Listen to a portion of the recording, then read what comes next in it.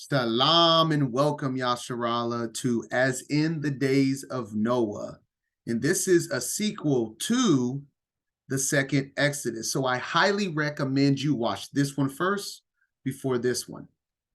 And then I also will be making references to Apollo, the false light Messiah, and the two witnesses because they are all tied together. These are all Revelation studies.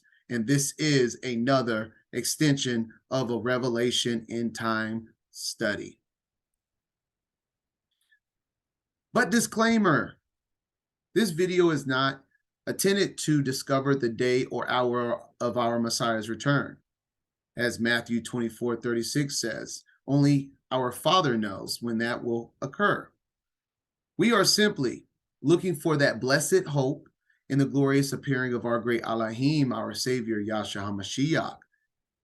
And we are watching and praying always that ye may be accounted worthy to escape all these things that shall come to pass and to stand before the Son of Man, because there will be an escape, which is the whole gist of part one of the second Exodus.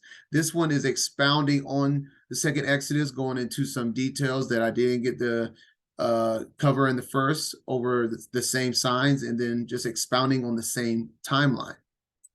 Because in Proverbs 25, it is the glory of the Most High to conceal a thing, but the honor of kings to search it out. Because Haya will do nothing, but he revealeth his secret unto his servants, the prophets, first. And this is rippled throughout history. He gives a prophecy, and then he says, when it happens, you shall know that I am the Adon, your Elohim. And then in 1 Thessalonians 5, but of the times and the seasons, brethren, ye have no need that I write unto you. For yourselves know perfectly that that day of the Adon shall cometh as a thief in the night. For when they shall say, peace and safety, then sudden destruction cometh upon them as travail upon a woman with child, and they shall not escape. But ye, brethren, are not in darkness, that that day should overtake you as a thief. Ye are all the children of light and the children of the day. We are not of the night nor of darkness. Therefore, let us not sleep as do others, but let us watch and be sober. All throughout Scripture, we're commanded to watch. There's nothing wrong with what we're doing in this study. He gives us signs in the heavens, and we are watching. And then a part of that is trying to interpret those signs to the best of our abilities in these last days. Because also in the book of Enoch, it reads in chapter 2, observe, same thing as watch.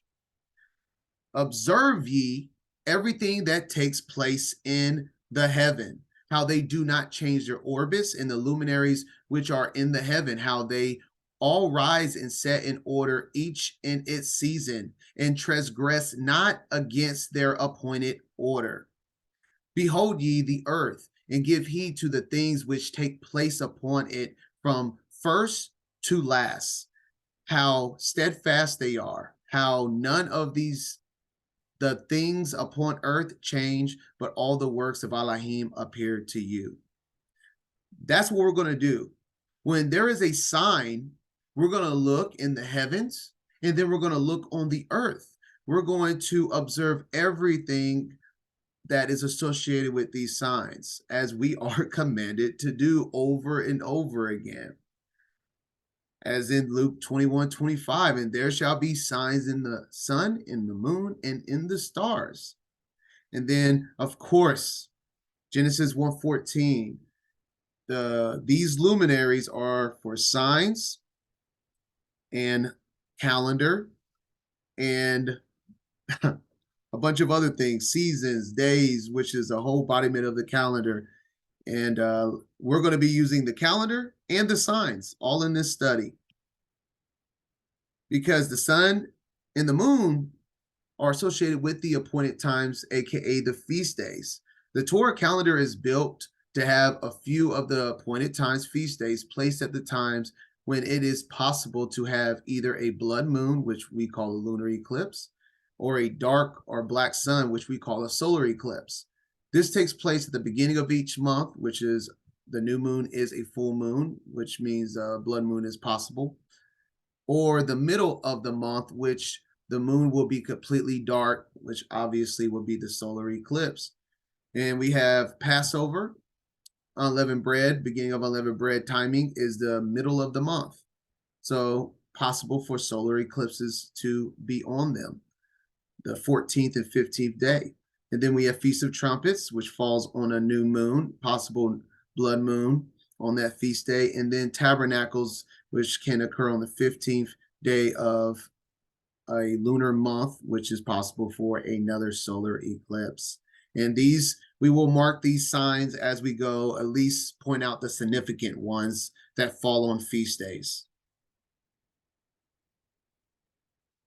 And another reference to the timeline is built on this study, Returning to the Path of Righteousness, which will give, now I have a 2.0 version of this. So if you are interested on how I came about these appointed times that is set in this study, it is found in Path of Righteousness. And these are the times.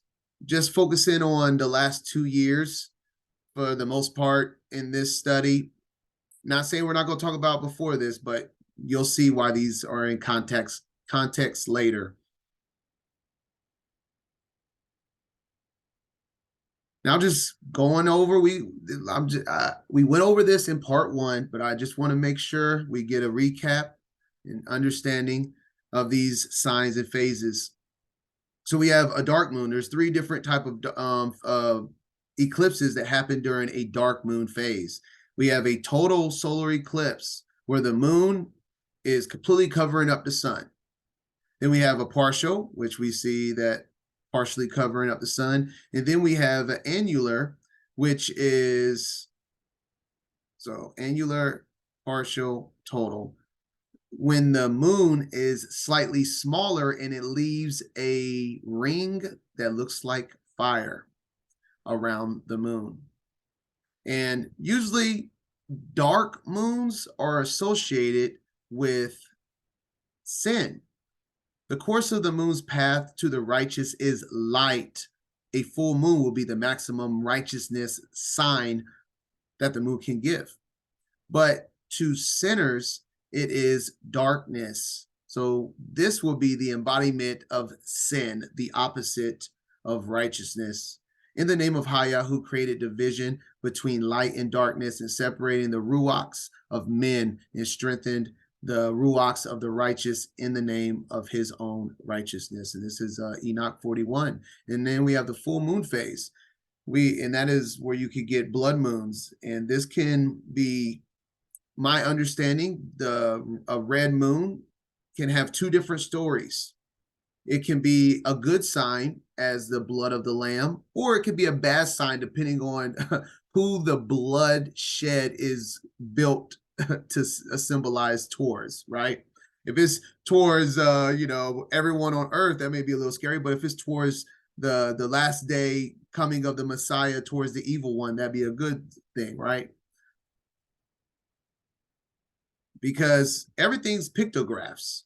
All of these constellations are pictures that tell a story. And so just like any other language, you can use words and letters to create something that would be evil, or you could create something that is beautifully righteous.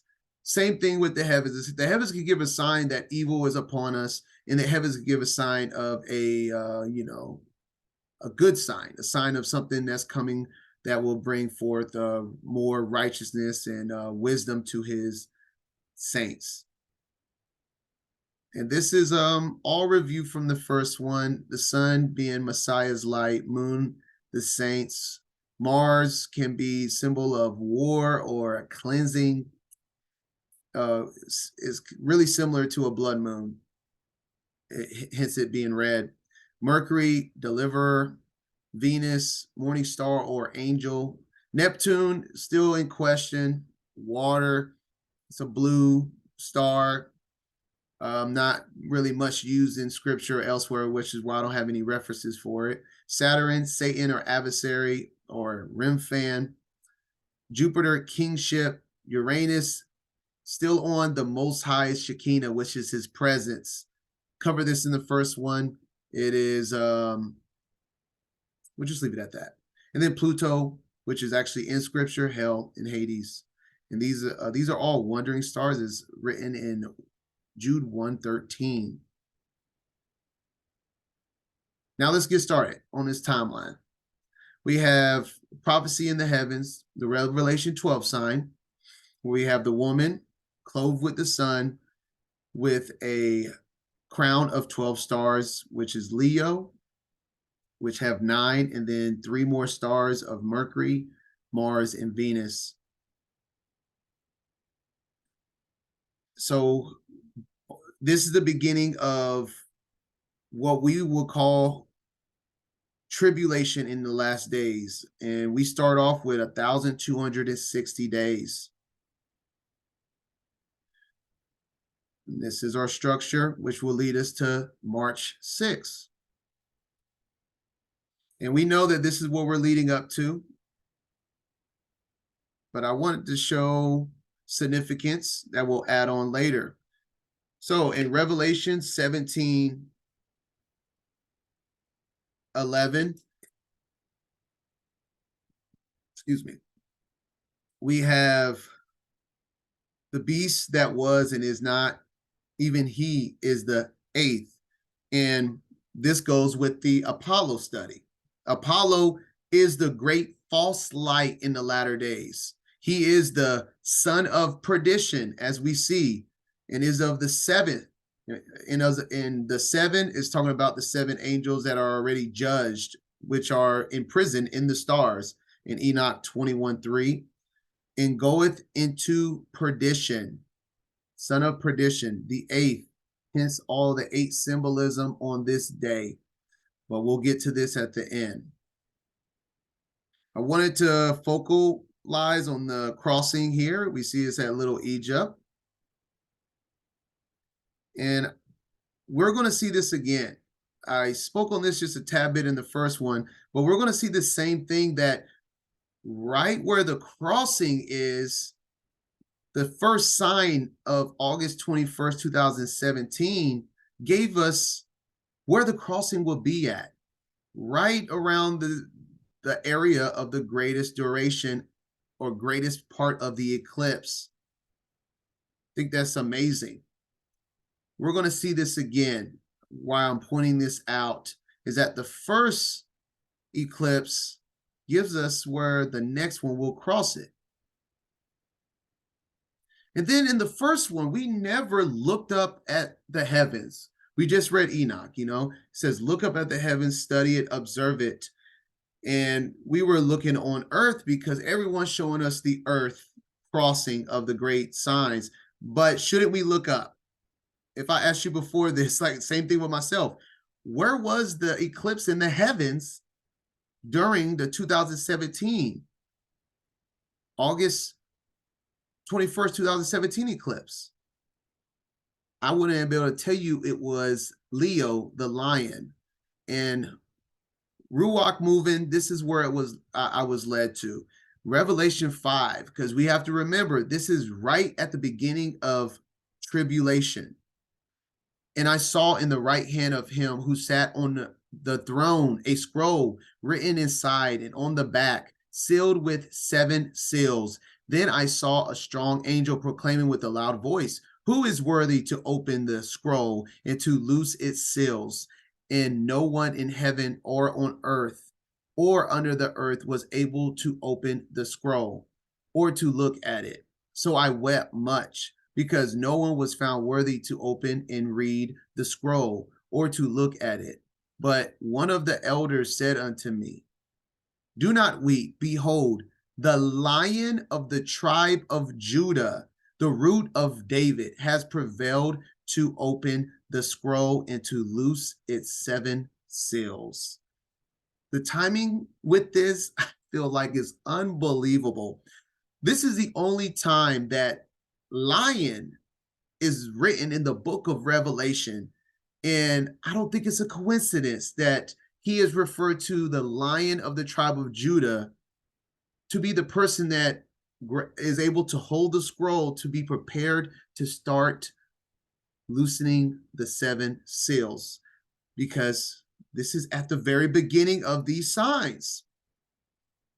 We have, well, let's look at the signs real quick. We have this eclipse in Leo, which, if I'm interpreting this, I think I actually have the same. Yeah, we have Leo, the Lion of the tribe of Judah, the Redeemer in the land. And then we have a eclipse right upon Leo. I believe this represents the evil that's going to be brought upon the land. The seals, which is literally the scrolls. The scroll of the seals and then the trumpets is all judgments, just different types of judgments. And then we have Mars, which can represent war or bloodshed, and Mercury, which can represent to deliver. So what is Leo? The root of David, the Mashiach. What is he delivering? Judgment upon the sinners, which is what the blackness of the moon represent. That will be caused through war and rumors of war, right? And this is being delivered upon the people. And then we see the flip side. I also see Gemini with Venus in it. And I feel like this can also represent angels are getting sent to his 2 witnesses, the 2 houses of Israel. Like, this is a 2 witness reference for that study, but angels are being sent to his people during this time. This is when I believe the beginning of him pouring out his spirit upon all flesh. And then over here we have royalty, kingship upon the branch of the woman. So we have judgment for the sinners and angels being sent to his 2 witnesses and the royal priesthood being prepared, which is the bride. And I think it's very interesting that that sign happened in August of 2017, and the very next month we get the Revelation 12 sign. These signs tell us what's about to come upon us. The signs isn't saying that it's here, it's happening right now. It's saying it's about to happen.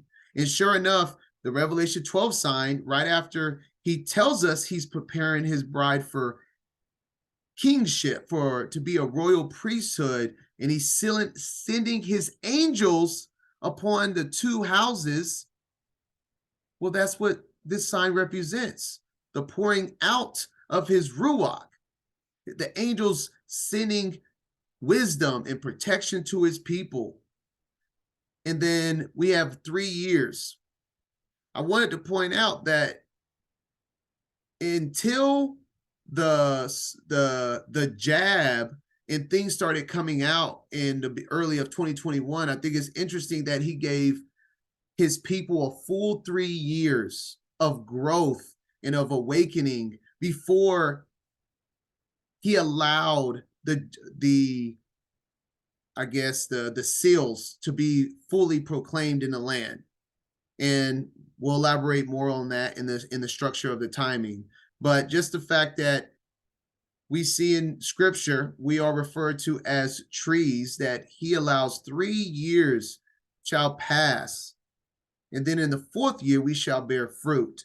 And so he didn't allow anyone to be deceived in the sense of the plagues of his people until he poured out his spirit and gave them understanding. Because I know many of us could have fell for some of these latter-day gimmicks if we wasn't awakened in the Ruach in time. So after September of 2020, things did get real. Obviously, we was already in the pandemic, but nothing was real yet in a sense of what was the real agenda, which was the jab. But we did have signs for what the jab was going to become, didn't we? In Revelation 12:26, Revelation 12:26, excuse me. This is December 26, 2019. And I believe this is a sign of Revelation 6:2, the first seal. And I looked, and behold, a white horse, and his rider had a bow, and a crown was given to him. And he came out conquering and to conquer. And this white horse rider, he had a crown because he was king over them. And this is Apollo. Like I said, watch the Apollo if you want more understanding on this guy. And corona means crown in Latin, which is the same, which is crown, which I just said. But I'm saying the corona is on the top of the white horse rider here. And then even Jupiter is in a conjunction with this eclipse, which declares kingship. I mean, all the signs are there. Then we have Mercury, right? Close to the bow, which is deliverance of the plagues that will come from the bow, that I go over more in detail in quite a few studies. I didn't mention show this one, but the detail of what the white horse rider brings is in the study of the hidden prophecy of the staff of Asclepius. That's what that study's all about, is the jab, by the way, and what the white horse rider brings to that. And then we have Saturn, which means adversary. I mean, good gracious. And then we have even Capricorn, Venus in Capricorn, which could be a representation of an angel, a goaded angel, happening all in the same time. Oh, and then the timing of the pandemic, all very closely after this sign of what this angel was bringing upon the land. And then we're looking at the location on Earth everywhere now. So we looked at two eclipses. I'm going to mark, like I said, in heaven and in Earth. So this was in the constellation Leo, and we see it crossing over here. And I'm just going to keep adding them up as we go. And this is the white rider, Sagittarius, and over here below Asia. And we'll add more significance to this as we go. All right, so now Orion. I'm taking this from the references of the context of what Orion means from this book, The Witness of the Stars. But Orion is a sign. It's a pretty big sign. It's one of the most prominent signs in heaven, and it's the only constellation mentioned 3 times in the Bible. 2 times in Job and 1 time in Amos. And Orion anciently spelt this way, which means light. So the ancient meaning of the constellation Orion is coming forth as light. And he's going to come forth as a man of war. And Haya is his name. And then a cool characteristic, which is built on the study of Apollo, is that Orion, at the top of Orion's hand, different depictions have him holding a club, a sword, or it could be a light, because right at the top of his hand, these little dots is the movement of the sun through the constellations. We see Taurus, we see Gemini. The sun goes through these constellations this way. And as they go for a few days every year, the sun gets right over the constellation of Orion and is right at the top of that, which is interesting because Orion is coming forth as light, and he's coming forth holding the light. So this is obviously a depiction of the coming Messiah, but it also has a twisted, perverted version of it, which is the false light Apollo, which has the same illustration as a Statue of Liberty, with the Statue of Liberty holding a light and her left foot forward and arm lifted, holding Declaration of Independence. And just to show you, I show so many computer images. I want to show a real picture. This is just a picture I took outside when Venus was inside of Taurus earlier this year.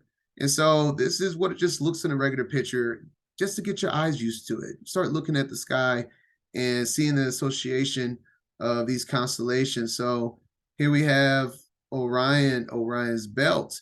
And what this is showing in this image, we have Taurus over here, the bull. And if you follow Orion's belt, it points right into the bull's eye right here. All right, so this is an easy way. Orion is above our heads throughout the whole year, but when the sun is in it, you will have to know the location of the sun, but won't be able to see it obviously during the day. But the Orion is on the equator of the firmament, which means it's always over our heads every day, just depending on day or night. And Pleiades is right here. And this is all naked eye. All right, let's get into the nitty gritty now. So I believe that there is there is a sign of the false light Messiah coming. This is only about 6 months after the 2019 sign of the first seal, the white horse rider. This is the same deity, Apollo. And I'm going to explain why I think this sign is reference to him and why it's a bad sign. This is an eclipse.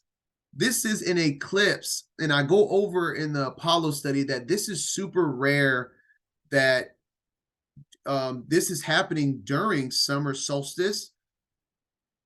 It's just been within roughly the last 50 years that during summer solstice, the sun can be roughly around the hand of Orion, so that he's holding the sun on the longest day of the year. And on this day in 2020, there was an eclipse. It's unbelievable. There was an eclipse in the hand of Orion on summer solstice. And so we have the coming forth as light, but he's holding a dimmed out light. He's holding a false light. And then we have Mercury right here in Gemini. And if you don't know about Apollo, in Greek mythology, he is referred to as a twin. So the twins are being delivered forward possibly here. And we have the comet, Neo-wise. We see over here, Neo means new wisdom. There's been a big awakening of this new age. And the more you dig into Apollo is big on enlightenment. He gives forth wisdom. So a false light Messiah coming forth with new wisdom delivered by the twins. And you got to understand the reason why, for example, in Greek mythology, why Apollo is even depicted as a twin is based off of the heavens itself.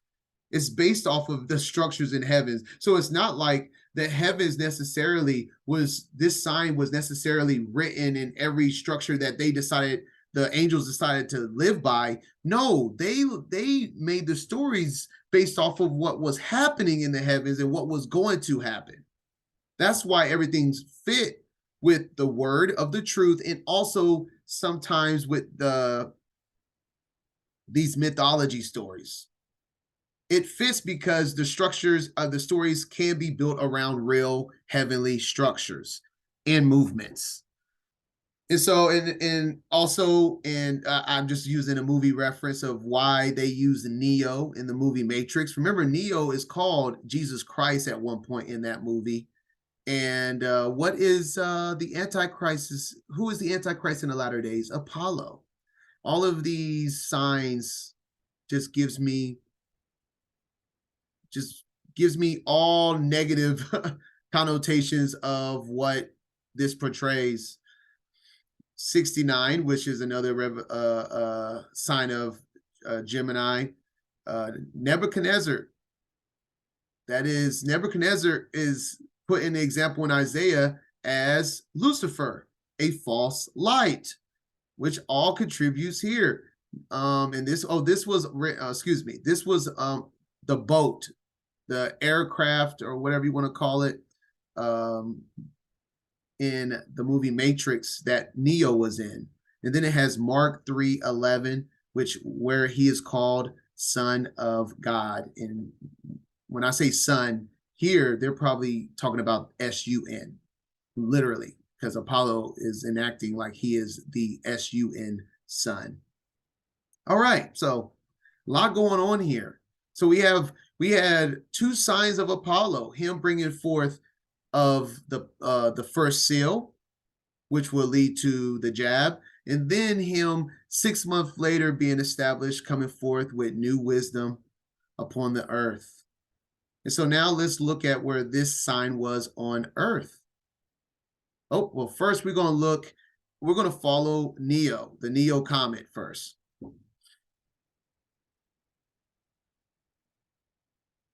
So the sign we were looking at was on June 21st, and that was right around the shoulder of Apollo. And so this is Gemini here, and this is right above Apollo. I mean Orion, excuse me. And this is July 1st. And so we're going up, in July 23rd. The comet will reach its closest point to Earth on July 23rd, passing the Earth at a distance of whichever. That's all kind of fake. But its closeness and its brightness is real. And that happened on the 23rd, which is inside the constellation of Ursa Major, which houses the Big Dipper. Why does that matter?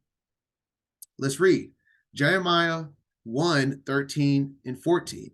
And the word of the Adon came upon me the second time, saying, What seest thou? And I said, I seeth a seething pot, which will be interpreted as Big Dipper, because he's reading the heavens.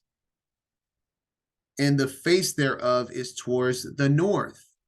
The Big Dipper actually points to Polaris, which is north. So you kind of find a Polaris. The back end of the Big Dipper points, or front end points to the North Pole. Then the Adon said unto me, Out of the north an evil shall break forth upon all the inhabitants of the land. So not only during summer solstice, we had an eclipse within Orion, which I think illustrated the coming of the false light Messiah. It continues to ride up north, and when it is its brightest, it is in the constellation of the Bear, which houses the Big Dipper, which comes forth from the north, where evil shall break forth upon all inhabitants of the land. Wowzers, if you ask me. And so check this out. We just said evil coming from the north. Look where the two signs of Apollo are located. Right around here. That's exactly north from the signs about an Exodus happening. We'll build on this idea. All right, so let's stay on task on the timeline. Revelation 12 sign, the 1,260 days expires March 5th, technically, because it's not counting March 6th, so it expires March 5th. So the very next day, March 6th, we have the sign of Capricorn, the goat, rising, and I have Revelation 13 filling this sign, and I beheld another beast coming out of the earth, and he had two horns like a lamb, and he spoke as a dragon. What has two horns like a lamb? That will be impersonating a lamb. And that's always described in comparison, like in Matthew 25, a goat. He will separate the sheep from the goat. And he exercised all the power of the first beast before him. It causes the earth and them which dwell therein to worship the first beast. Okay, so we have the signs. So we have kingship given to, rulership given to this beast, and this beast is being delivered upon a land, and adversary. So pretty decent sign there, rising from the ground. But check this out. It says power of the first beast before him in the heavens. What is the first beast before Capricorn? Look at that. Sagittarius exercising what the first beast was before him, Apollo. And then just widening the view, we also have a cluster going on in Aquarius. And, everyone can have slightly different interpretations. If I had to give one, I feel like this is the watchers, the angels pouring out their wrath in a sense, or being, given permission to pour out their iniquity upon all flesh that is willing.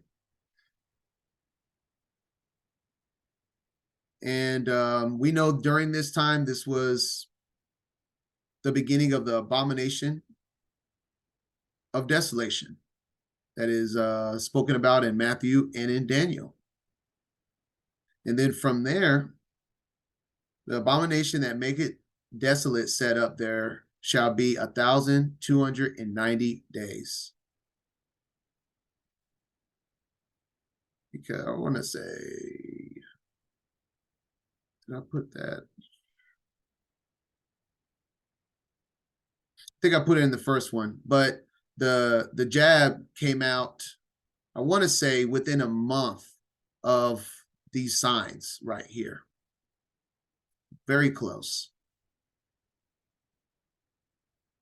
All right, so taking that number, that will lead us to September 15th to be exact, because it's not including the 16th. 16th is the next day counting. And that's the timeline we're going to move forward with. So we're going to go over the signs within these two time frames. Signs of significance, at least. And then we have what I believe is the third seal in January, Revelation 6 and 5. And when he had opened the third seal, I heard the third beast say, "Come and see." And I beheld, and lo, a black horse, and he that sat on him had a pair of balances in his hand. And so here is with the image illustration. Like I said, I want to try to show more real pictures. And this is from my phone. Very cool. I was able to see this from my backyard during this eclipse. And so obviously this was right in over America, the Americas, I should say, in 2002.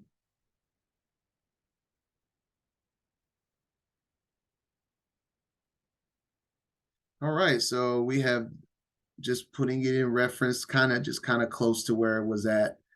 All the signs in the heavens that significance is where we're going to put, that I can pull significance from, I'm going to put on here. So that's where we're at.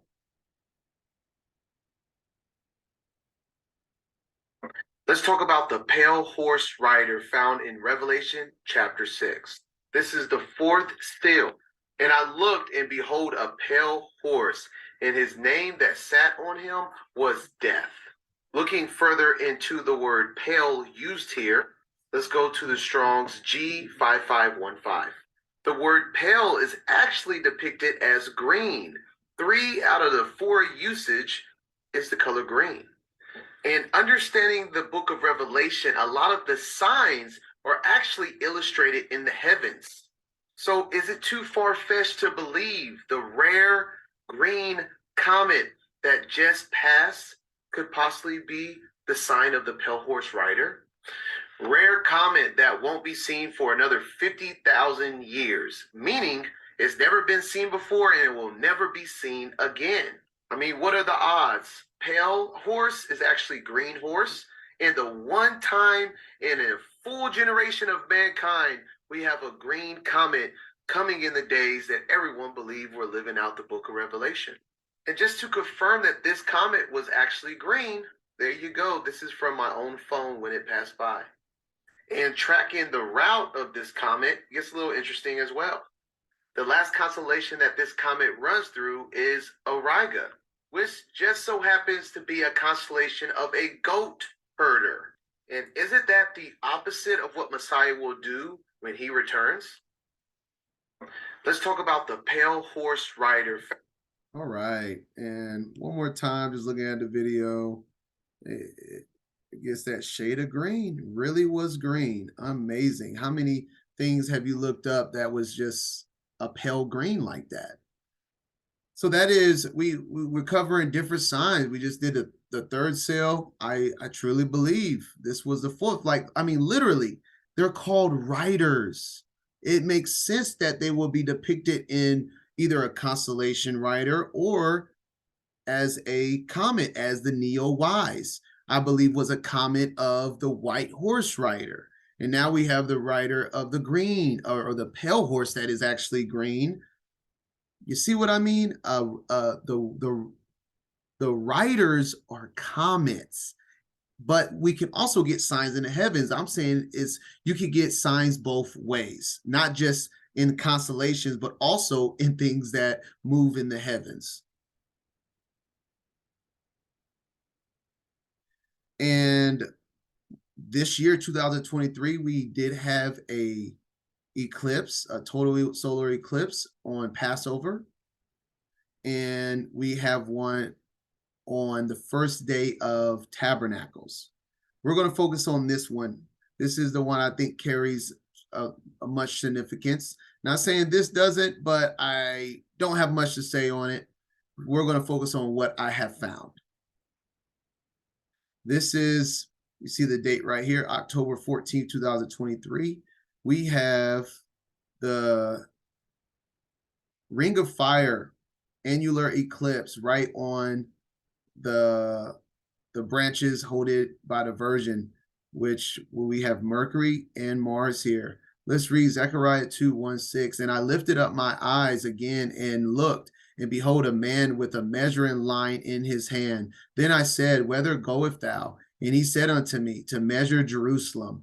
This is that highlight is for the two witness studies. The two witnesses represent the kingdom. The kingdom is Jerusalem. He is measuring his people to mark his people, which is why the sign is on Virgo, his bride, to see what it is the breadth thereof, and that is the length thereof. And behold, the angel that talked with me went forth, and another angel went out to meet him and said unto him, run, speak to this young man, saying, Jerusalem shall be inhabited as towns without walls, for the multitude of men and cattle therein. For I saith thee, Adon will be unto her a wall of fire round about, and will be the glory in the midst of her. Ho, ho, come forth and flee from the land of the north, says the Most High, for I have spread you abroad as the four winds of heaven, says the Most High.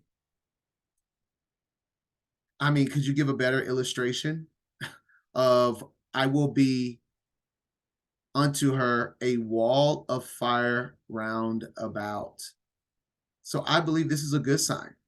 I believe this is his wall of fire around about his people right before he marks them. Let's read on. Oh, well, let's check out the imagery first. We have, I said this earlier in a study, that the area where is the sign is the greatest is foreshadowing a crossing. At least in these study in this study with the eclipses over the America. So right here we have the longest duration over Texas for this same sign. This is the same sign, October 14th. Okay. Oh yeah, here it is right here. And so this is what I have come to my conclusion on this sign. Revelation 8:1 and 2. and no 6. I deleted that. I don't know why it's still there. And when he had opened the 7th seal, there was silence in heaven about the space of a half an hour. And I saw the 7 angels which stood before Elohim, and to them were given 7 trumpets. So this was, if you read Revelation 7, that is the sealing of his saints before the trumpets, they start blowing the trumpets. Before he plagues the earth, he seals his saints. And then after that, during that, there was a silence in heaven about the space of a half an hour. I think this is poetically speaking. It's not literally a half an hour in our time or in his time. And I think he tells us that when he says about the space of half an hour. He's not giving us in other words, he's not saying 100 and something days, 3.5 days, etc. He's not giving us the exact time. He's giving us a roundabout. Like I said, like it's poetic. Not everything is so literal, because I've studied that verse and was trying to put that in context. And anytime taking it so literal, I mean, I haven't found anything that comes close to making it make sense, but poetically speaking, makes a lot of sense. So we all know we're coming up to April 8th, crossing solar eclipse over America. What if I told you the time between this sign of the Ring of Fire on October 14th and April 8th is exactly 177 days? Why is that so important? Enoch 78:19. If you understand the calendar, that half the year, there is 3 months that has 30 days and 3 months that has 29 days. When you add all of that up, you get 177 days. I guess that should have been highlighted too. 177 days. You know, about a half a year, about space of a half an hour. That's just my opinion. That's just my interpretation. I believe this is poetry, and this space of a half an hour is the time between these 2 signs, waiting to seal his saints. Because I believe that's the whole point of the half an hour, was to the sealing of his saints. Let's continue with that. Because the seal of the saints is the mark of the Most High, Deuteronomy 6.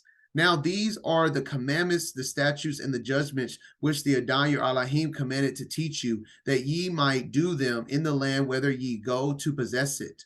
Now in verse 5, and go, and thou shalt love the Adon thy Elohim with all thy heart, and with all thy soul, and with all thy might. And these words which I command thee this day shall be in thy heart.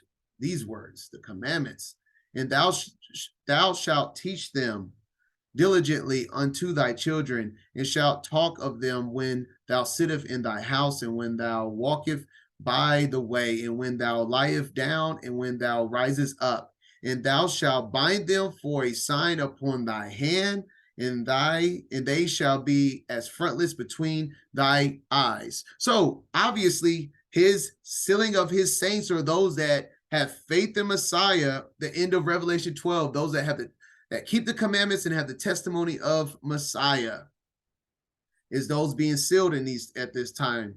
Revelation 7.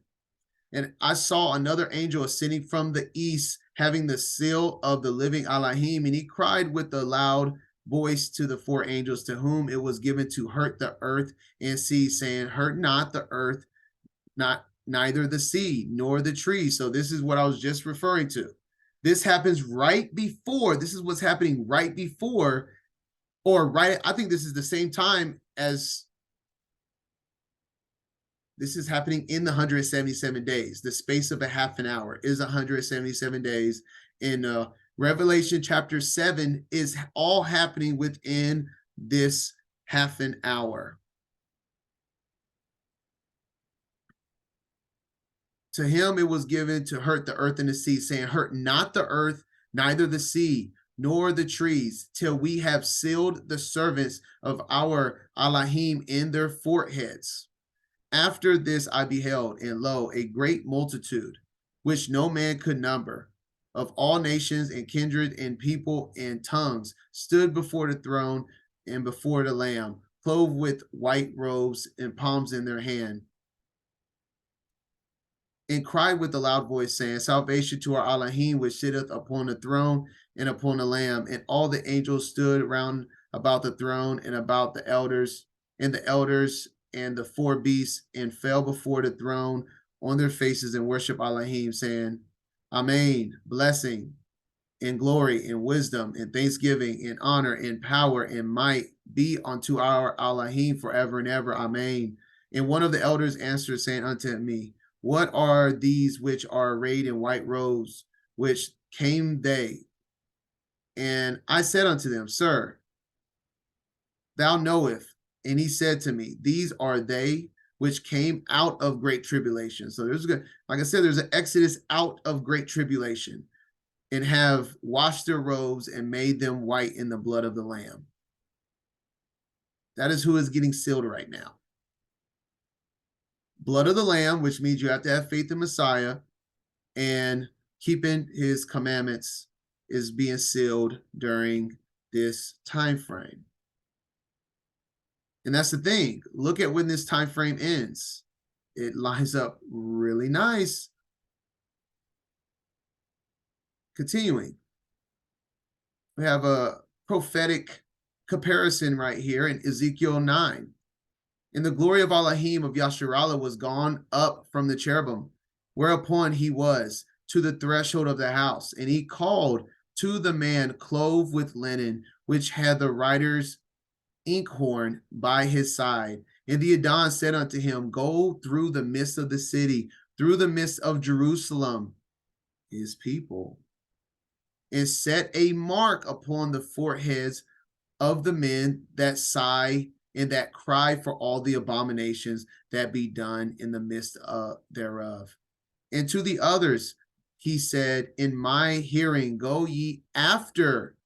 He always removes the righteous or protects, removes, seals the righteous before he brings judgment. Remember that. Go ye after him through the city and smite. Let not your eye spare, neither have ye pity. Slay utterly old and young, both maids and little children and women, but come not near any man upon whom is the mark, and begin at the sanctuary. Then they began at the ancient men which were before the house. So let's remember this. He didn't spare anybody. If you didn't have the mark, woman, children, anybody, you were slayed. You were smited. Remember that for a little later note. And this is also comparison to the Exodus, the original Exodus story. He sealed his saints with the blood on the doorpost, the blood of the Lamb. Same exact thing. He sealed his saints with his blood, and then afterwards he brought the plague. Revelation, this is obviously comparing to the mark of the beast, where the mark is in their right hand or their forehead. So anything that is what is opposite of the mark of the Most High?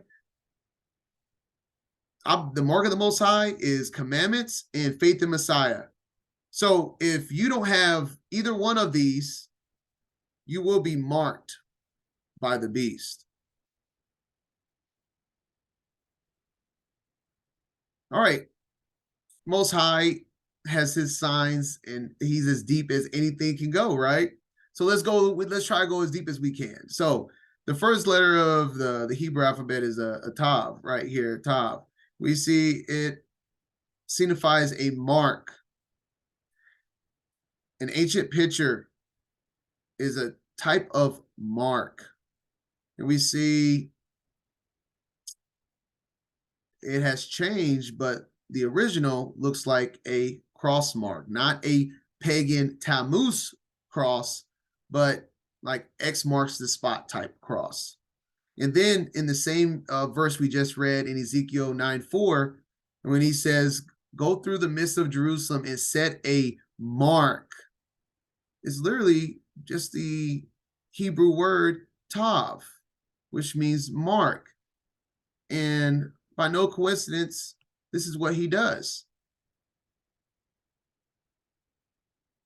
The two signs, October 14th, the ring of fire, and then the April 8th, they cross and make a tav, which ends the sealing of his saints. The 177-day passes, and then he crosses over and marks them at the end of the half an hour. Right in time for, you know what's coming up, the second Exodus. Doesn't it make sense that he marks you before the Exodus for those that are sealed and removed? And then let's not forget, where did the crossing happen? The longest duration. Unbelievable. It's just like, how deep does this go? He's telling us so many different ways of wisdom, and we're just trying to hold on to whatever we can grab. And really, that's what we're doing the best of our ability right now. You see that tav, that mark, the marking of his saints has been complete April 8th. So let's throw this on the map. All right, ring of fire. And we're about to get to the crossing. We're not just quite there yet, but we're right there in a little bit. So just showing you how crazy 2024 is. Every single sign in the heavens with the sun and the moon are all on feast days on the calendar of the Most High's calendar. We have Nisan 1, a lunar. We have total solar of 4/8, which we know is the great Passover solar eclipse crossing. And then we have another lunar eclipse on Trumpets, and then a solar eclipse on the first day of Sukkot. All right, so here we are, just reiterating the son of perdition. Believe happens on this day. This is the beginning of his kingdom, but I don't think it comes in his full kingdom until the very last second, which we'll cover. But this is the beginning of the 8th Apollo, the crossing. And something interesting I just want to point out, that this cross doesn't happen before the October 14th cross, because the eclipse comes up from left to right. All eclipses come from left to right, west to east. And so I think that's interesting, because he marks his people before the actual Passover. You'll see in a second. But just reiterating, this sign in the heavens is on the line of the fishes in Pisces, which I believe symbolizes, breaks the chains of bondage upon his people. The two witnesses, the north and the southern kingdoms, Judah, Ephraim, etc. And just review, we have the second Exodus in Jeremiah 38, which is only mentioned in the Septuagint. They took it out. I wonder why. Behold, I bring them from the north, and will gather them from the end of the earth to the feast of Passover. And like I said, this is just review, so I'm not going to read all of it. Just reviewing that there is a second Exodus during Passover, and that he says that it shall no more be said that the Most High liveth that brought up the children out of Israel, out of the land of Egypt, but the Most High that liveth that brought up the children out of Yasharallah from the land of the north, and from all the lands whither he had driven them. And he will gather them again. He marks his people, then passes over judgment. Revelation 7, saying, hurt not the earth, neither the sea, nor the trees till we have sealed the service of our Elohim in their foreheads. So what's that look like? Will cross the U.S. in October of 2023 and April of 2024. All right, so we know that there was already the crossing. So, but we see it coming from left to right. So this cross happens before this cross. We have, I believe, the sealing of the saints, and then we have the gathering of them on Passover. Will cross the, which, if we kept all the lines of all the eclipses, will give us this view of end time signs throughout America, at least for solar eclipses, because lunar eclipses don't give us a trail in a sense like this does. We have October 14th, 2023, August 21st, 2017, and then April 8th, 2024. Which looks like an Aleph. Aleph in the original pictograph was an ox head representing strength and power from the work performed by the animal. So it is also representation of a chief or a leader. And it's the first letter. And this is exactly another sign in the heavens. The completion of the solar eclipses over America's in the tribulation we are in is in the illustration of a aleph once they are completed. Revelation 14, and I looked, and behold a white cloud, and behold the cloud one sat like unto the Son of Man, having on his head a golden crown, and in his hand a sharp sickle. And another angel came out of the temple, crying with a loud voice to him that sat on the cloud, thrust in thy sickle and reap, for the time is come for thee to reap, for the harvest of the earth is ripe. And he that sat on the cloud thrust in his sickle on the earth, and the earth was reaped. So they're reaping the earth for harvest, almost like an ox performing work. And this is not saying it's happening now. This is saying it's soon to come. And this in the return of we're about to, this is right before the trumpets, but the harvest comes immediately after the trumpets on the second coming. So this is a sign of the ox, the strong leader that will come and reap the harvest of the land full of his people. Jerusalem. And behold, he cometh with a cloud, and every eye shall see him, and they also which pierced him, and all kindreds of the earth shall wail because of him. Even so, Amen. I am the Aleph and the Tav. Let's go Hebrew. Forget Alpha and Omega. I am the Aleph and the Tav. What are the odds? He illustrates both of them over America, the Aleph and the Tav, the beginning and the ending, says the Adon, which and was and which is to come, the Almighty. Oh my goodness, it just blows my mind when you really think about that. He illustrates the Alpha, the Omega, the Aleph, and the Tav, the beginning and the end, both with eclipses over his land. Unbelievable. And I do believe, if you don't know, if you're watching this, I do believe Jerusalem, Israel, is housed in America. I have a study called America, the Old World. You can watch that. That's my personal belief. And I'm rolling with it. And the signs are kind of there, aren't they? They're all over America. It's kind of weird if this wasn't his land for everything to be over the America, right? And so here we have I just switched this, and we have the full cross here in the Leo and Fish total eclipses. Let's continue. As in the days of Noah. Luke 17:26 through 37.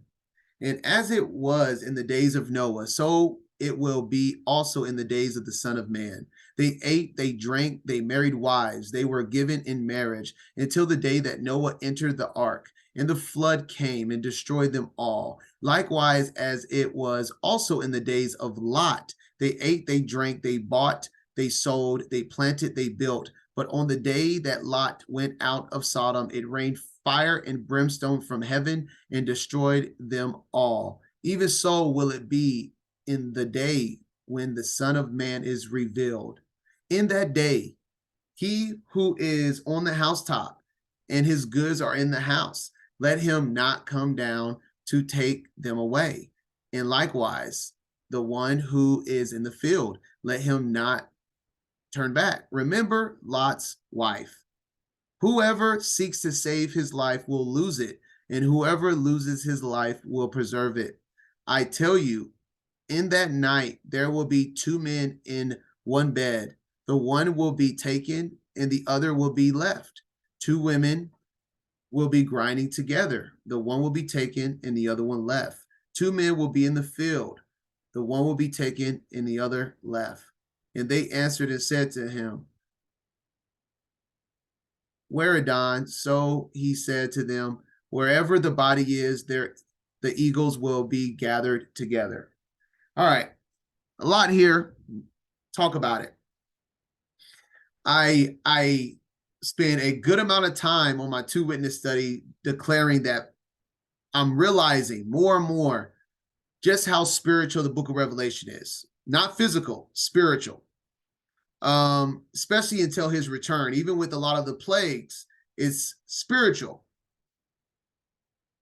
So we see, as in the days of Noah, this is why everyone's still living life normally. They drank, they were being given into marriage, they were having fun, eating, drinking, buying and selling, planting, building, aka normal living, as in the days of Noah and as in the days of Lot.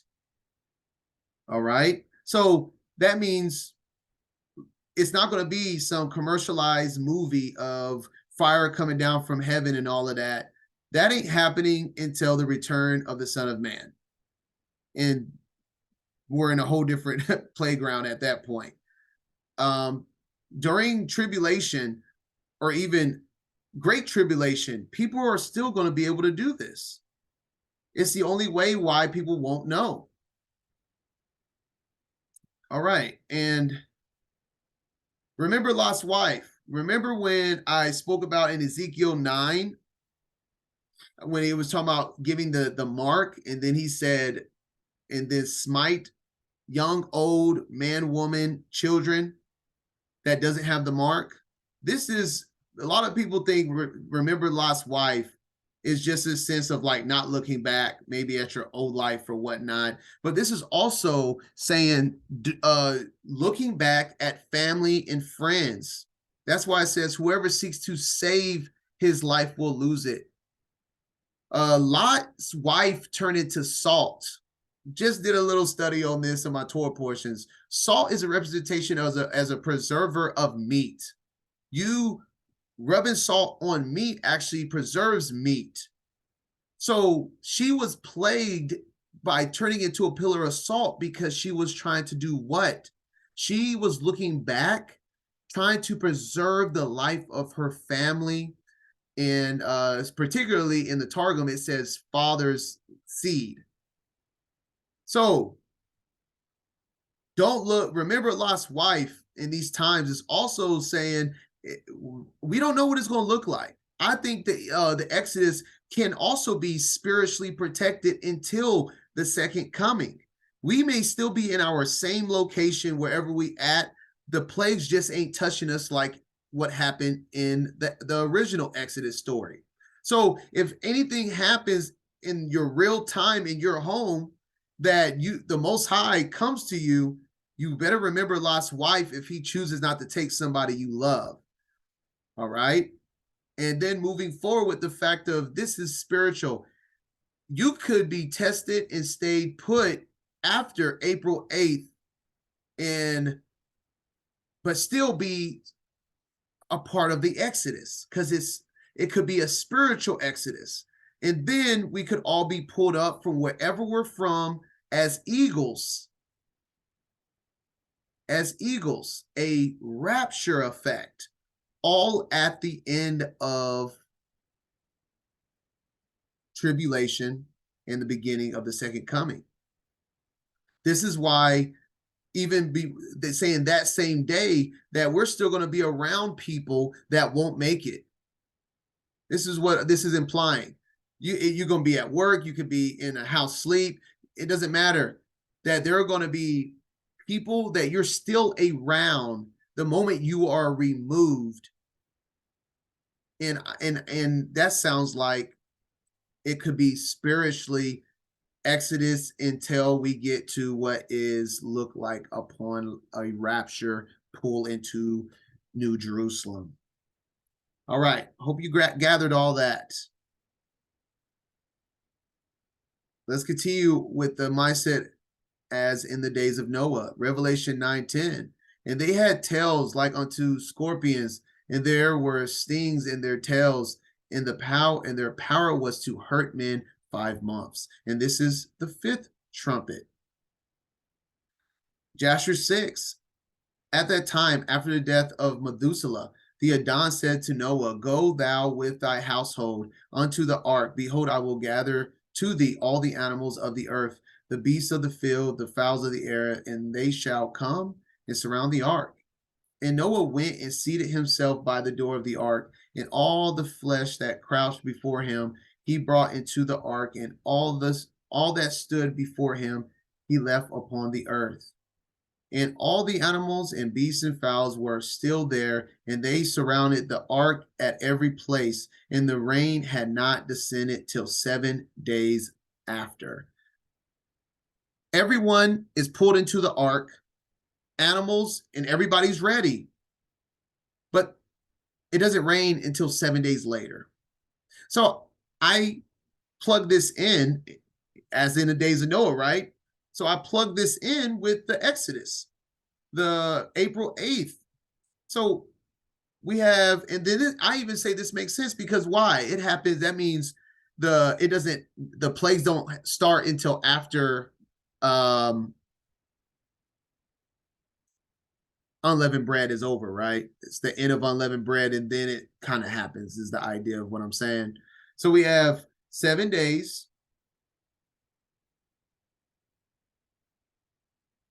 Doing the same math as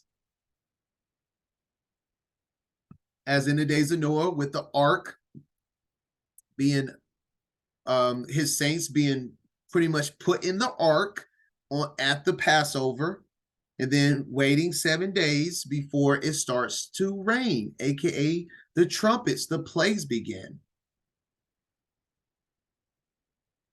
Entering Jacob's trouble of the 5 months. And when we do the math from the 15th to Yom Teruah, because the trumpets is September 18th, Feast of Trumpets, we have 156 days separating the two. And that number struck me a chord. I was like, what? That number, I've seen this number. It is a occult number or something. I knew it. And sure enough, the gematria, the S is the 19th letter, I is the 9th, X is the 24th. 666 spelled out is 156. So the timing of the beginning of trumpets, supposedly, to at the beginning of the trumpets, from the first trumpet to the last trumpet, is 156 days, which is the sum of 666. I don't believe in coincidences. I just think it's unbelievable. Let's carry on with this timeline.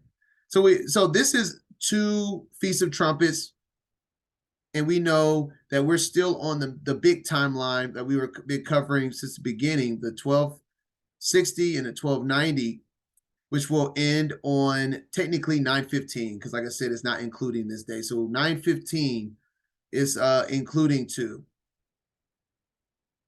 So that's kind of what we're going to talk about here, because it says 5 months. There's 3 days there, though. So 5 months and 3 days. We're going to talk about these 3 extra days and how it fits. It's crazy how some of this stuff just seems to fit.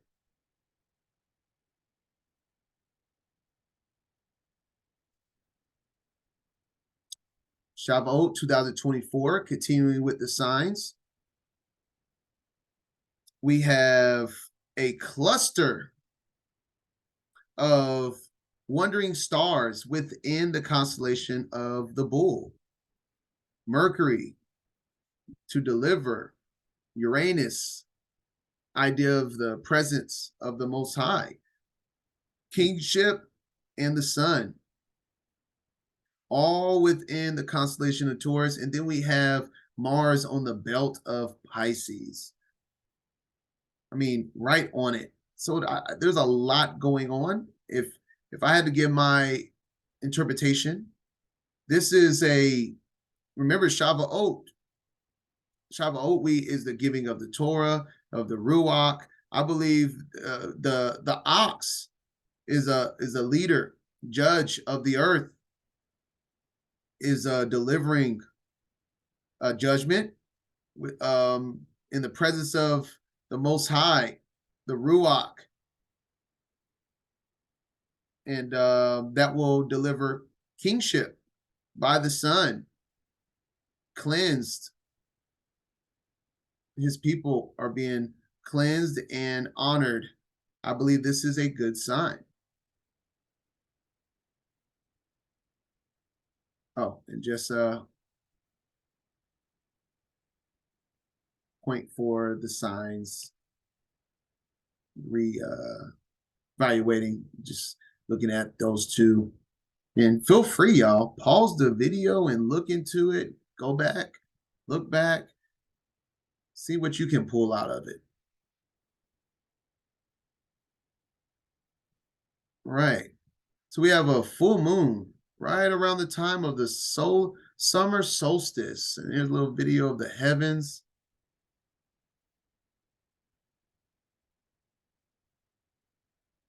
You see we have the sun, Venus, and Mercury all lined up there in 2024.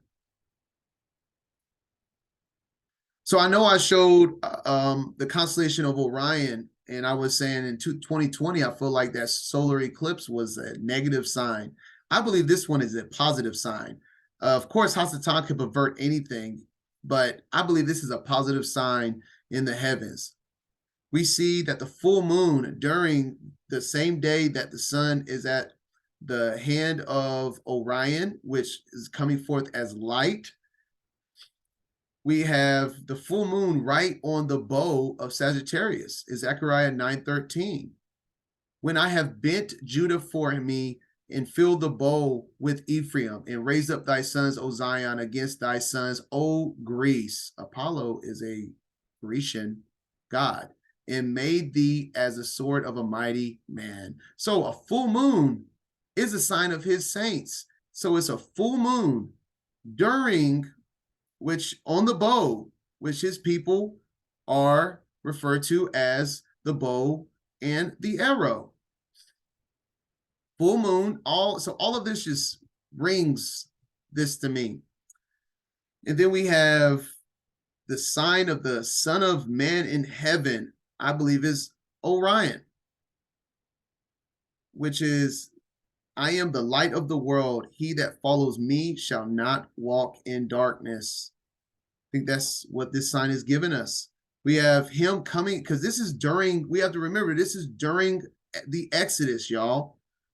And this is the longest day. We are children of the light. Remember, the longest day of the year where the sun is at its highest.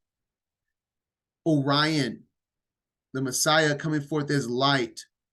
And then in the constellation of Gemini, which I believe can also reference his two witnesses, he has his angels, Venus, and deliverance, a deliverance of his two witnesses led by angels in his light. June 21st, 2024. And then I know rapture, the word rapture got bad connotations to it, but just using it as a reference point that this is how I believe it actually works. So we have Trump is 2024, and let's remember, well, it's not a full blood moon lunar eclipse, but it is a partial lunar eclipse on this day, on the new moon of Yom Teruah. And this is what's going on the day of Yom Teruah. We have the sun in the face of Virgo, in Leo the lion delivering what? The light, and Venus on the branches. Let me read you what I believe is going on here. This is him taking his people. Enoch 41, I'm at 51, 1 through 5.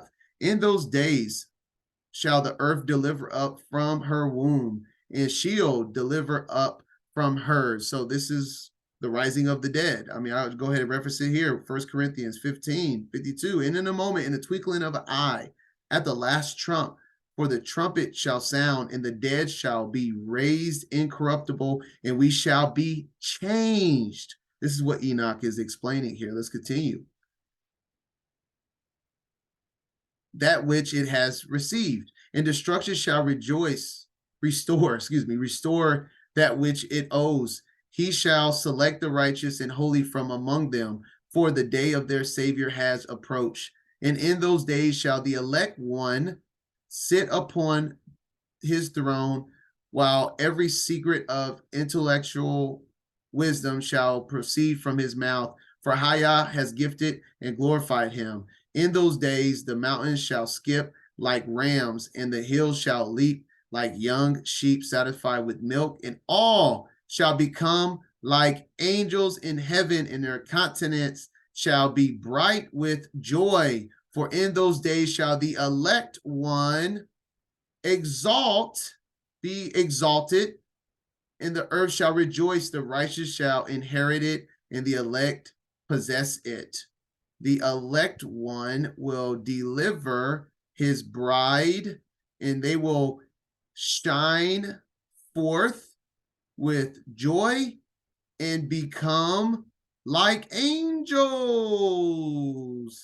Remember, they hold palms in their hands.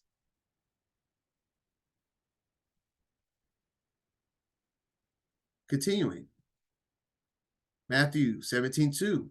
And was transfigured before them, and his face did shine as the sun, and his raiment was white as light.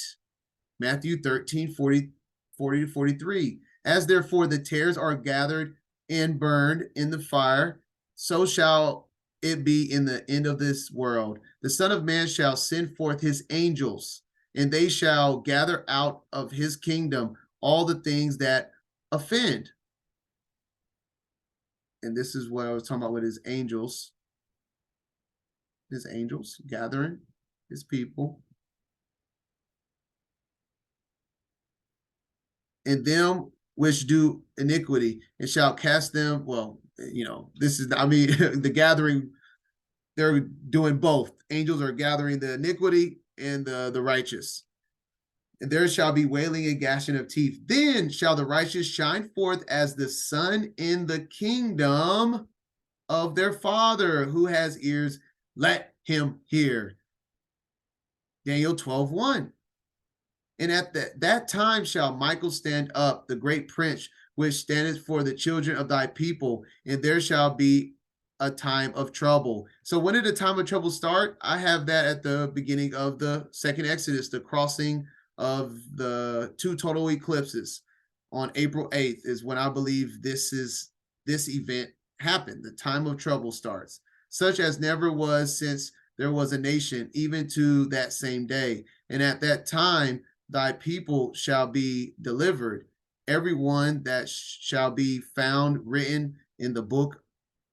And many of them that sleep in the dust of the earth shall awake, which we just read, the dead rising, some to everlasting life, and some to shame and everlasting contempt.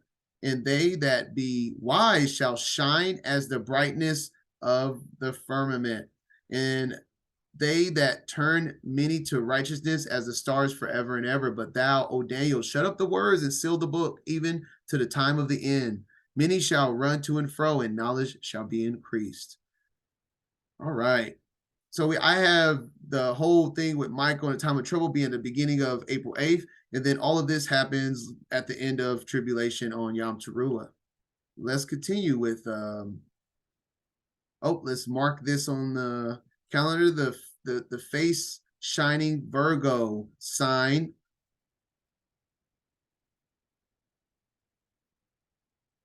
This was pointing out the lunar eclipse happening the same time as this. And this is the lunar eclipse. All right. Let's continue with this theme of Michael. Revelation 12. And this is the same time frame, obviously, right? And there was a war in heaven.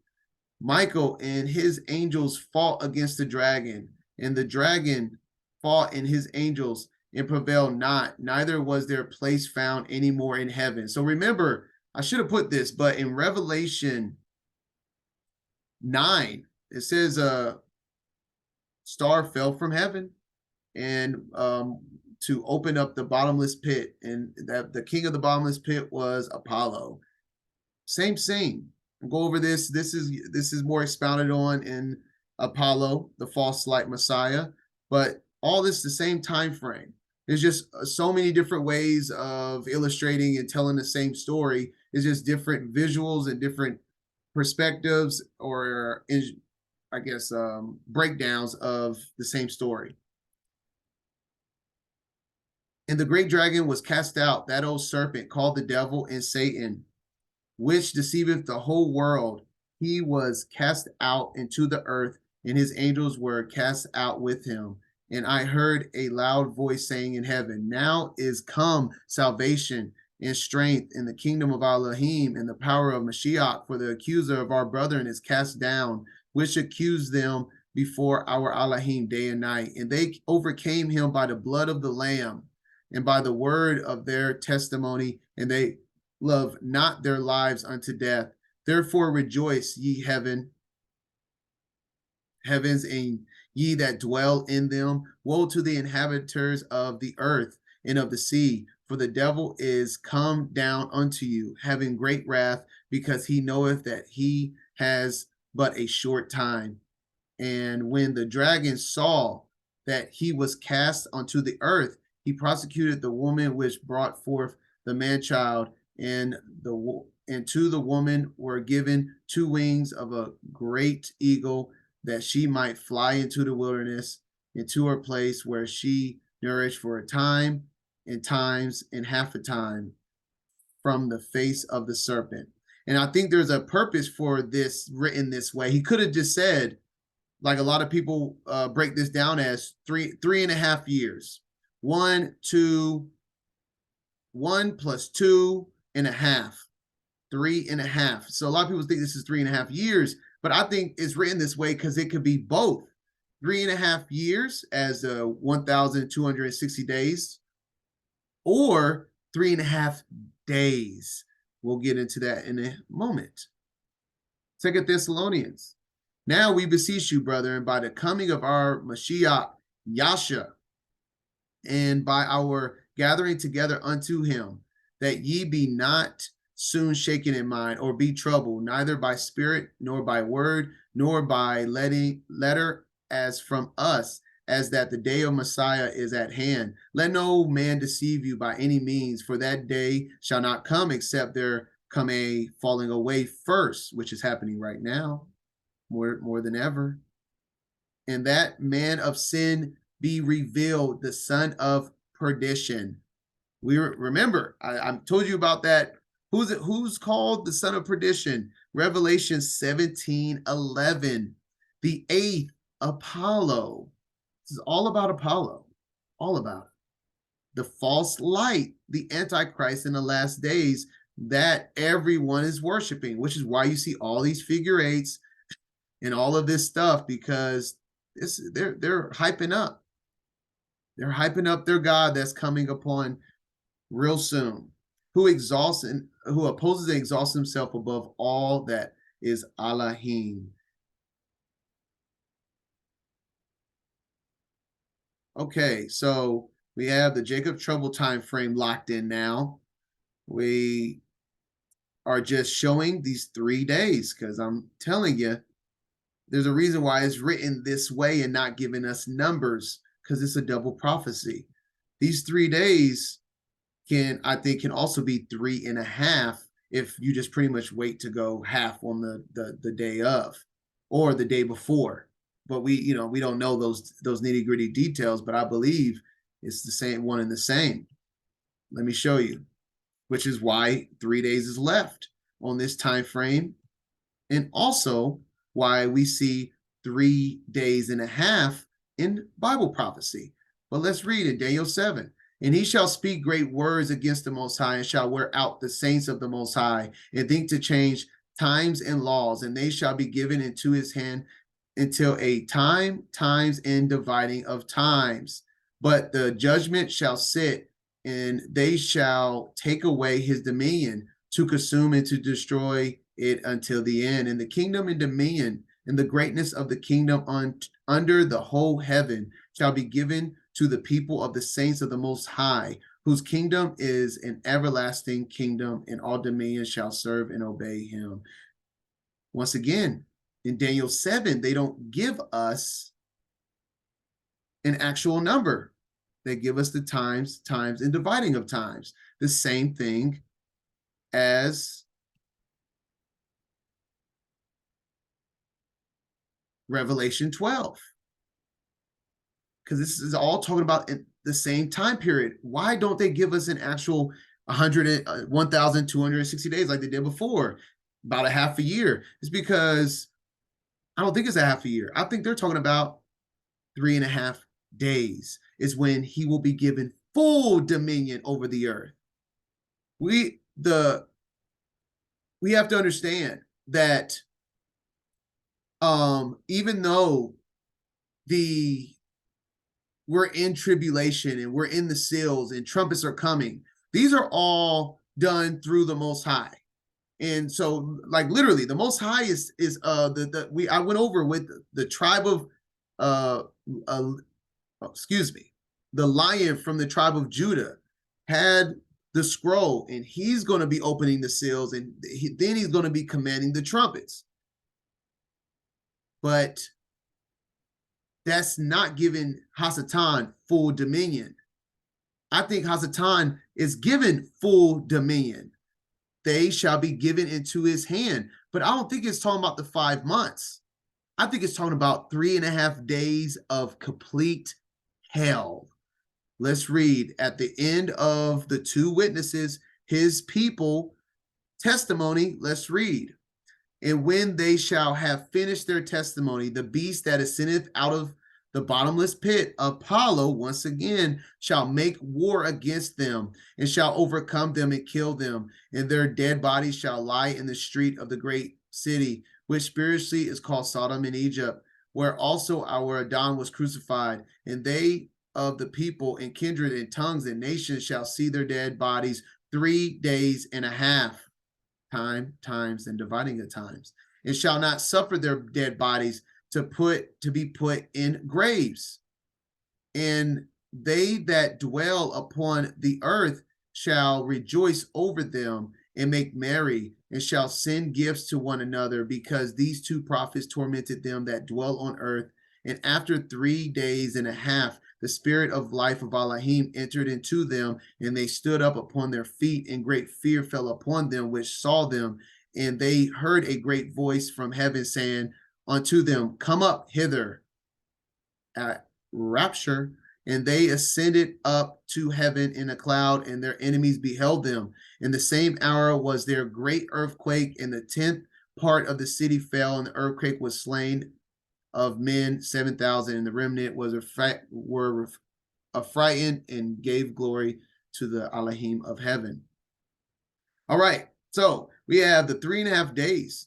The 3.5 days, I believe, is the full reign of Apollo, where everything is given into his hand, because I believe the law and the prophets are the two witnesses that embodies it. That's why all the plagues of the two witnesses is just scripture. It's the plagues that his saints have brought forth throughout all scripture, but we're not seeing those happening with two men doing that in our days, are we? And so we have the great tribulation being 5 months, and that's why there was 3 days remaining. We had great tribulation where it says you have, remember where it says sting them.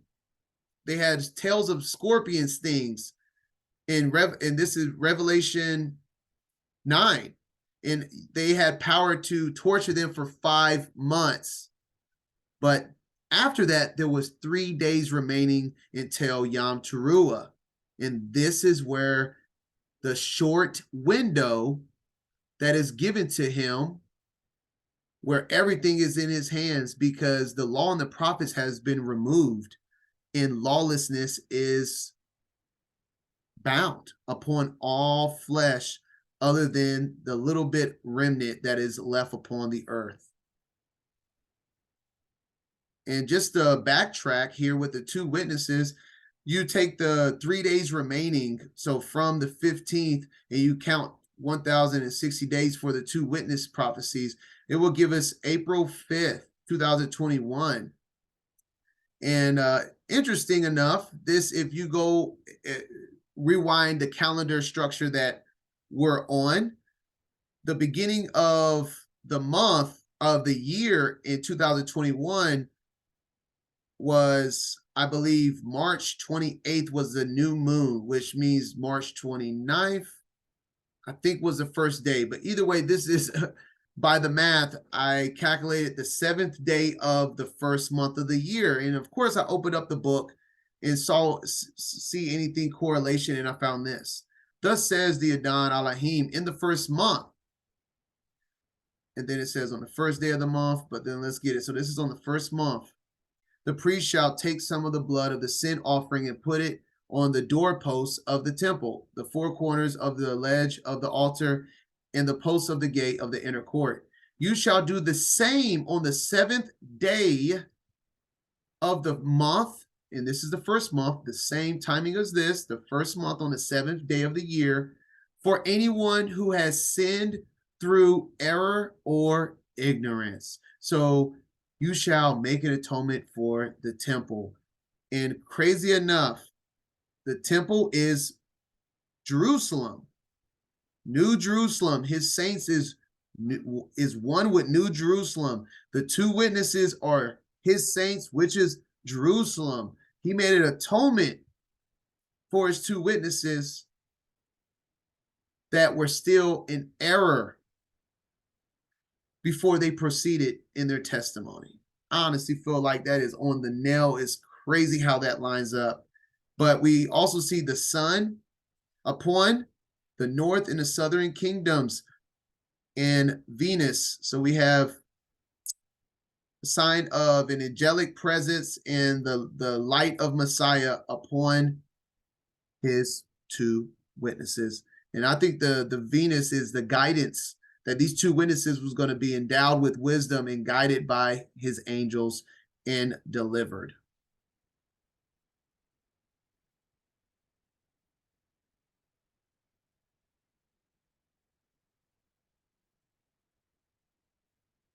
And what's going to be going on in these 3.5 days, right at the timing of, in the 3.5 days and right at the time of the second coming?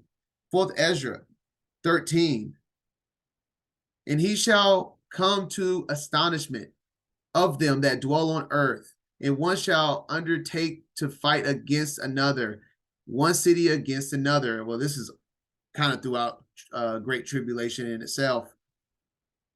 One place against another, one people against another, and one realm against another. And the time shall be when these things shall come to pass.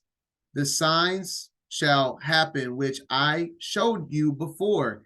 And then shall my son be declared, whom you saw as a man ascending. And when all the people hear his voice, voice of a trumpet, Every man shall in their own land leave the battle they have one against another, and an innumerable multitude shall be gathered together as you saw them, willing to come and to overcome him by fighting, but he shall stand upon the top of Mount Zion. So that's where the completion of like the one world Armageddon type battle that's in the movies, but it's all the way, like all the way at the end. And I don't believe this gathering doesn't happen until the sign of man. And I believe this battle isn't going to be just one day, because there's still 10 days of testing before he executes judgment on Day of Atonement. In Gad 14, this is reviewed from the first one. And it came to pass on the first day of the 7th month. And Gad, then a man dressed in linen, brought before the glory of the Adon 3 books that contained the records of every man. And he read the first book, and it contained the just deeds of his people. And the Most High said, these are granted eternal life. And Satan said, who are these guilty people?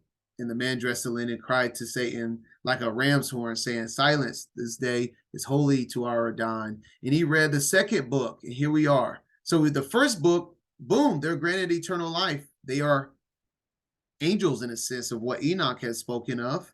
And this is what the signs we already have read. They have been removed, aka or taken to New Jerusalem, better said. Now those that will be tested 10 days. And he read the second book, and it contained unintentional sins of his people. So not people sinning intentionally, people that just fell short of his glory. Put that book aside, but save it until 1/3 of a month passes by to see what they will do, which 1/3 of 30 days is 10. And he read the third book, and it contained the wicked deeds of his people, and so on. And we get that same 10 days in Revelation 2:10, where none of those things which thou shalt suffer, behold, the devil shall cast some of you into prison, that ye may be tried, and ye shall have tribulation 10 days. Be thou faithful unto death, and I will give thee a crown of life. So that is when it's talking, because there's two stories. There's ones that says, don't be troubled, and there's other ones that says, endure until death. You know, it's kind of different, right? Well, that's where the separation goes right there.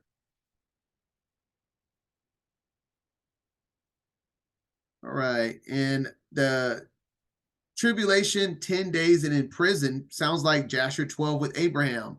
And when the king heard the words of Abram, he ordered him to be put into prison. And Abram was 10 days in prison. And at the end of those 10 days, the king ordered that all the kings and princes and governors of different provinces and the sages should come before him. And they sat before him. And Abram was still in the house of confinement. And the king said to the princes and sages, have you heard what Abram said of Terah has done to his father?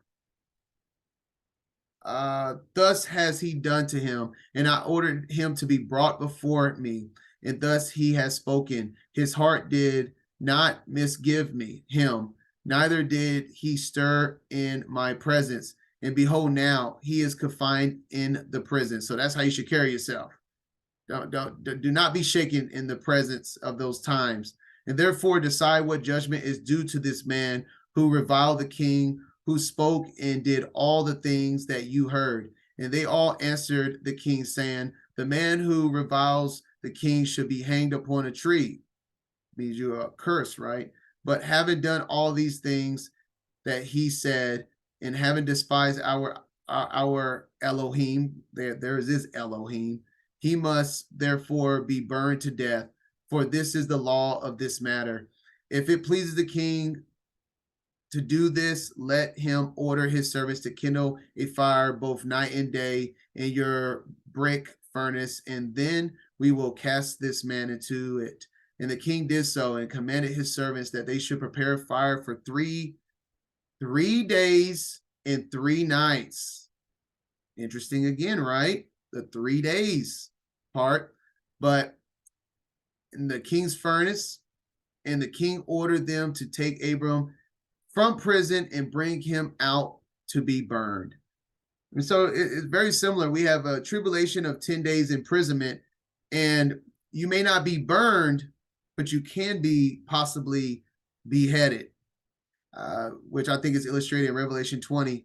And I saw the thrones, and they that sat upon it, and the judgment was given unto them. And I saw the souls of them that were beheaded for the witness of Messiah, for the word of Elohim, which had not worshipped the beast, neither his image, neither had received his mark upon their foreheads or in their hands. And they lived and reigned with Messiah 1,000 years. And then just another recap, Sukkot, I have as the crowning, and we have the deliverance upon, right at the same time. Mercury is right in the midst of this, a deliverance of a crown, a corona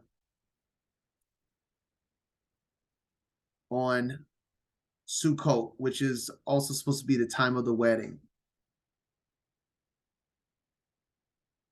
All right, so now we have the full illustration here of the locations of all the signs that I have of significance at this point. And I just wanted to point out some things now that we accumulated all of these signs, that all the signs of tribulation and of his people are all in the Americas. They all cross over on this side of the earth. All of them. All of them. The face shining Virgo on Yom Teruah. Leo and the fish crossing eclipse, total eclipses. The ring of fire in Virgo during tabernacles in 2023. The pair of balances of the third seal. Sukkot is lower America, South America, but still on this side of Earth. And not even want to forget the comets that I believe are riders that we have seen, the White Rider comet and the Pale Horse comet, also visible in the Americas. And the only ones, at least of significance of where I'm at, that's opposite on the other side of Earth is the White Rider and Orion eclipse.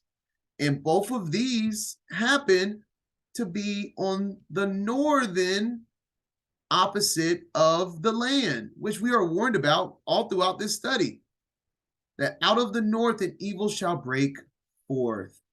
Oh, you mean Apollo, the white horse rider, which will bring forth a false light. If you don't think his people are here, then who is he giving signs to? Not saying that he haven't pushed his people to the four corners. I'm saying the base of his land and the majority of his people are over here, not over here. There's no signs given to the land, and for the most part in the Middle East, in North Africa, maybe a few, but many signs over the Americas. And lastly, just want to recover the after the millennium reign now. So we have the 7,000 years of the 7 days, the 7,000 years of our time here on earth, and with the seventh day being the millennium kingdom, aka millennium, 1,000. 1 day is where's it at? Yes, 2 Peter 3:8, 1,000 years. 1,000 years as a day in heaven, as we see, and he gives us prophecies. The third day, for the third day, the Most High shall come down in the sight of the people. This was a prophecy. I mean, this was said in Mount Sinai for the Torah, but we can see that also being related here in Hosea 6:1-2. After, come and let us return unto the Most High, for he has torn and he will heal us. He has smitten and he will bind us up. After 2 days will he revive us, and the third day he will raise us up, and we shall live in his sight. So the rising of the dead, right before he takes us into Mount Sinai, into New Jerusalem. All right, all review, same review. So I'm not going to spend a ton of time on it. We're getting the count based off of a sign and doing the math from the sign, the timing of the sign. So the sign of Isaiah in 7:11, he give thee a sign, the height of above. So he's talking about in the heavens, a virgin shall conceive and bear a son, and shall call his name Emmanuel. And he did this for Israel, so they would know, but they didn't listen. But that's a whole nother story. But he gave this sign for them so they would know what to do during a time of war. And so this sign happened 736 BC around. And like I said, just reviewing this to give a reference. And so the sign was confirmed. The sign occurred for about a year at the beginning of the reign of King Ahaz in 737, just before the opening of the Syro War in 736. All right, so we're using the heavens to declare the times, and then based off of this sign, we count moving forward to track the days, which would give us 5,784, the year. But we know in Matthew 24, for then shall be great tribulation, such as was not since the beginning of the world to this time, nor ever shall be.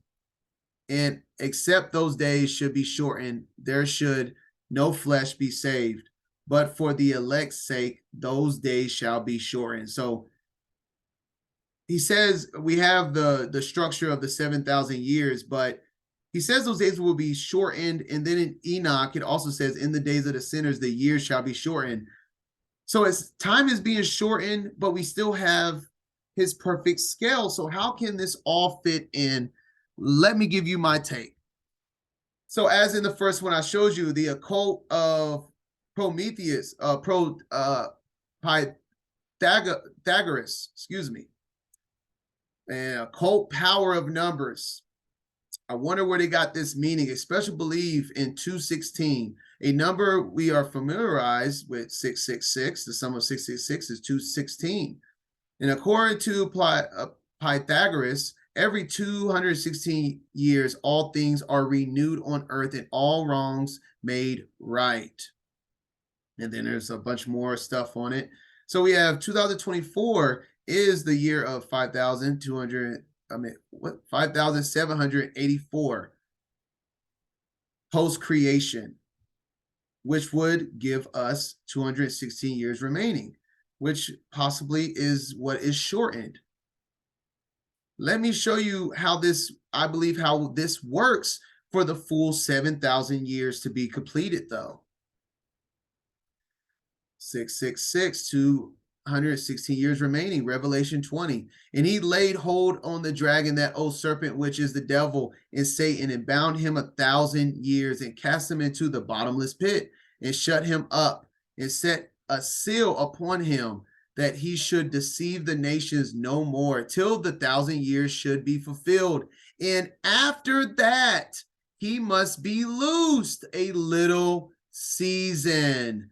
And I saw thrones, and they sat upon them, and a judgment was given unto them. And I saw the souls of them that were beheaded for the witness of Messiah and for the word of Mashiach, which had not worshipped the beast, neither his image, neither had received his mark upon their foreheads and in their hands. And they lived and reigned with Messiah 1,000 years. But the rest of the dead lived not again until 1,000 years were finished. This is the first resurrection. Blessed in Kodesh is he that has part in the first resurrection. On such the second death has no power, but they shall be priests of Elohim and of Mashiach, and shall reign with him 1,000 years. And when the 1,000 years are expired, Satan shall be loosed out of prison a little season. and shall go out to deceive the nations which are in the four corners of the earth, Gog and Magog, to gather them together into battle, the number of whom is as the sand of the sea. And they went up on the breadth of the earth and compassed the camp of the saints about in the beloved city. And fire came down from Elohim out of heaven and devoured them. And the devil that deceived them was cast into the lake of fire and brimstone, where the beast and false prophet are, and shall be tormented day and night forever and ever. So yes, if you thought I was saying the 216 years remaining is the little season to be loosed out of prison to deceive the remnant of those that want to fall into deception. The 216 years is being integrated at the end of the millennium reign. It makes sense. His number, his mark at the end of the millennium reign, 216 years left to deceive those that are willing to fall away. So yes, we have 5,784 years at the end of 2024 Great Tribulation, Yom Teruah, Day of Atonement, Sukkot. At the end of that, this is how much time we have. We have, oh, excuse me, I accidentally put 2,000. This should be 1,000. Oh, it's not supposed to be. Oh, I did the math horribly here. This is supposed to be the 7,000 years, because I accidentally put 1,000. 2,000. So this number plus 1,000 plus 260 days. So all of this 1 through 6 was 5,784 because it was shortened to be put at the end of the millennium reign. Like I said, 1,000 millennium reign, which will add up to 7,000. Sorry for the typos. So 1,000 will add up to exactly 7. So the very next day, everything is perfectly lined up to enter into that 8th day, which is what the 8th day in Leviticus 23 is all about. That in that last day, the great day of the feast, Yasha stood and cried, saying, if any man thirst, let him come unto me and drink. On that last day, Leviticus 12:3, and in the 8th day, the flesh of his foreskin shall be circumcised. We shall be fully eternal in the final judgment throne. We have passed and was found approved to be fully circumcised of anything of this world and this realm, and be prepared to go meet the Father after, oh, I hate I did that, 7,000 years, because I was thinking about the 8th. That's the completion of 7,000 years right there. And that's why it makes sense why there's 216 days remaining in time, because it is integrated at the end of the millennium reign. That is the completion of this study. I pray that this has blessed you. Follow me on all these platforms, but Instagram is the best way to get a hold of me if you have a question on this, because this video will not allow comments. So if you do have questions, hit me up. And if you can, bless this fellowship for the time and effort so I can keep devoting as much time as I can into this project. I thank you and love y'all. Yasharala. Shalom.